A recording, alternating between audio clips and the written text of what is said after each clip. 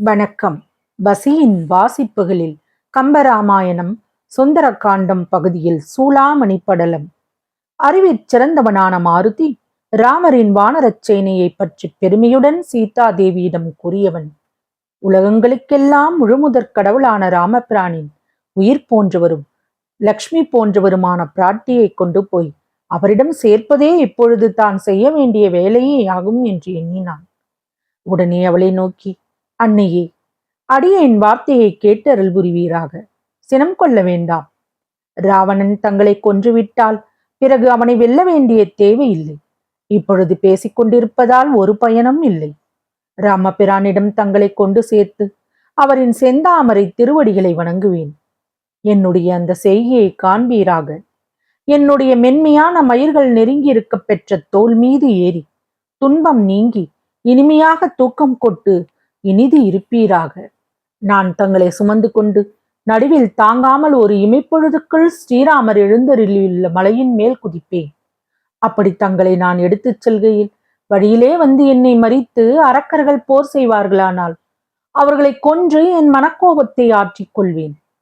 தங்களின் நிலையை என் கண்ணால் கண்ட பின்பும் நான் வெறும் கையுடன் ராமபிரானிடம் திரும்பிச் செல்ல மாட்டேன்.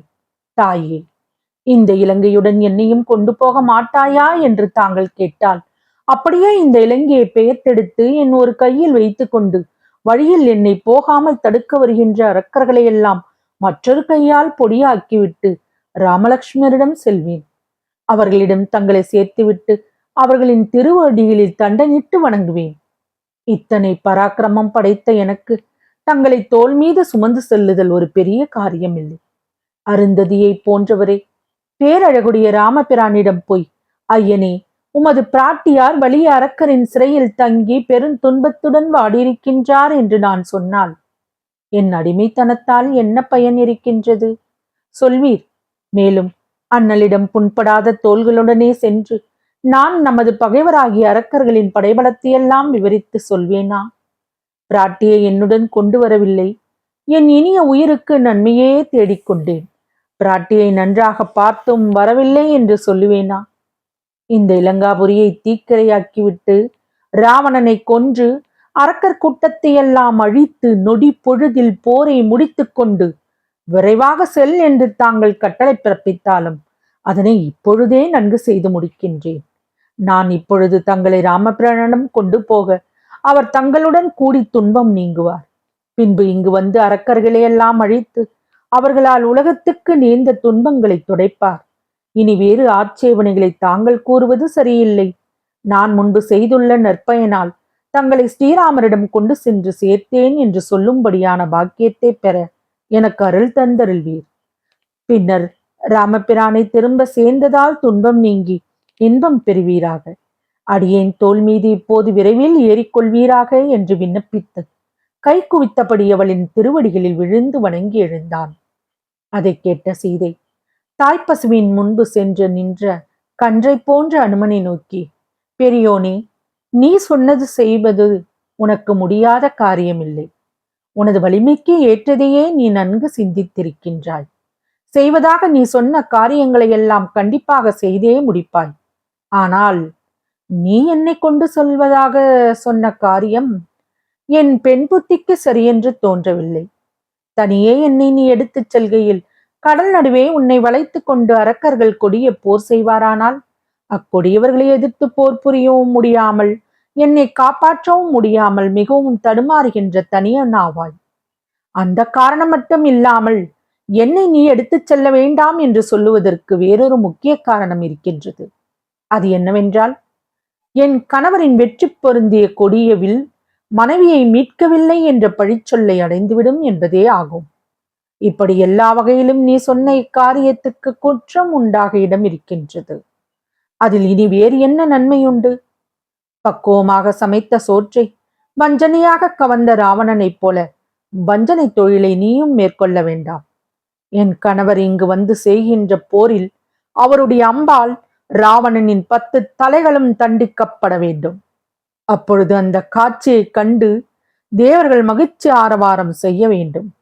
கற்புடையவளான என் மேனியை காமத்தீ சுடர்விட பார்த்த அந்த அரக்கனின் கண்களை காக்கைகள் குத்தி தின்ன வேண்டும். அந்த காட்சியை கண்ட பின்பே என் மனத்துயர் தனித்து மனநிறைவு பெறும். அப்படி நடக்காத வரையில் என் மனக்கொதிப்பு அடங்காது. வெற்றி பொருந்திய வில் சுமக்கும் எனது கணவரும் அவரது தம்பியும் இந்த இலங்கைக்கு வந்து அரக்கர்களை எல்லாம் கொன்று குவிக்க வேண்டும். வெட்கம் கெட்ட அரக்கியர்கள் எல்லாம் அதை கண்டு பத்தினியான என்னை துன்புறுத்தியதின் பயனாக தாலி அறுத்து சூர்ப்பனகை போன்று தவிக்க வேண்டும். அப்படிப்பட்ட நாள் வராமல் போனால் நான் கொண்ட பெண்மைக்குரிய நாணமும் பெருமையுடையதாகுமோ? பொன்மயமான திரிகூட மலையின் மேல் இருக்கின்ற இலங்கை மாநகரம் பகையரக்கர்களின் எலும்பு மாலைகளை கொண்டு தோற்றமளிக்காவிட்டால் எனது உயர்குடி பிறப்பையும் நல்லொழுக்கத்தையும் வழுவாத கற்பின் தன்மையையும் எப்படி நான் பிறருக்கு நிரூபித்து காட்டுவேன்? கொடிய அரக்கர்கள் வாழ்கின்ற இலங்கையை மட்டும் இல்லாமல் எல்லா உலகங்களையும் எனது சாப வார்த்தையால் எரித்து அழித்திருப்பேன். அப்படி செய்வது என் கணவரின் வலிமைக்கு பழித்தேடி தந்ததாகிவிடும். அதை எண்ணியே நான் பேசாமல் இருக்கின்றேன். சத்தியசீலனே, இன்னும் என்னை நீ எடுத்துச் செல்லக்கூடாது என்பதற்கு வேறொரு காரணமும் இருக்கின்றது. அதையும் சொல்கின்றேன் கேள். அது என்னவென்றால், ஐம்பொறிகளையும் அடக்கியவனானாலும் உன்னையும் ஒரு ஆண்மகன் என்று இந்த உலகம் சொல்லும். ஆகவே உன்னை நான் தீண்டினேன் என்ற குற்றம் எனக்கு ஏற்படும்படி உன் தோளின் மேல் ஏறுதல் தக்கதில்லை. அற்ப குணமுடைய ராவணன் என்னை தீண்டி இருப்பானானால் இத்தனை நாள் அவன் உயிருடன் இருப்பானா? முன்பு அவன் என்னை எடுக்க வரும்பொழுது இவளை தொட்டால் இமை பொழுதுக்குள் உயிர் நீங்கி விடுவேன் என்று எண்ணியே தனது வலிய கையினால் தரையோடு பெயர்த்து என்னை எடுத்துக்கொண்டு வந்தான்.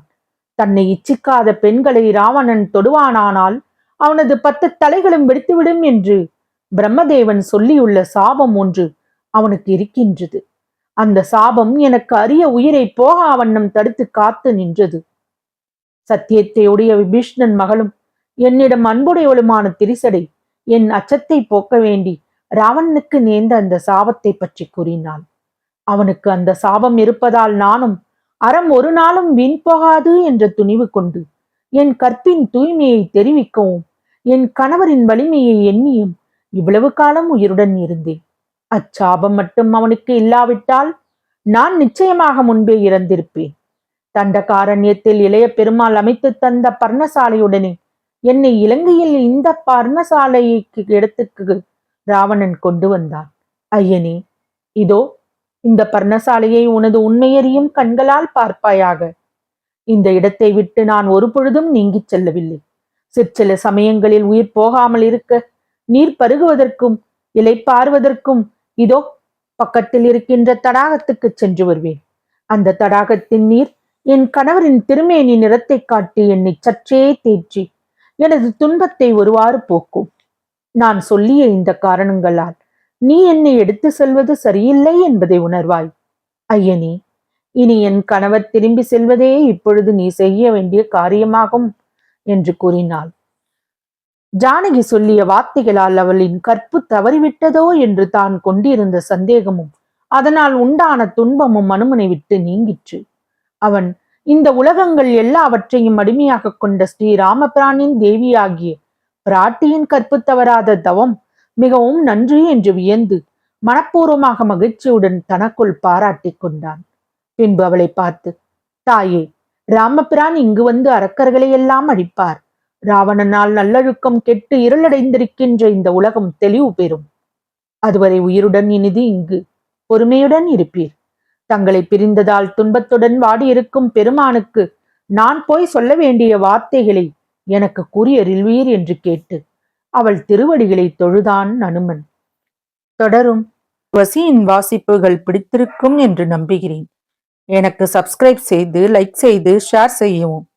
தங்களின் மேலான கருத்துக்களை கமெண்டில் பதிவிடவும். அதுவே எனக்கு உற்சாகமூட்டும். நன்றி.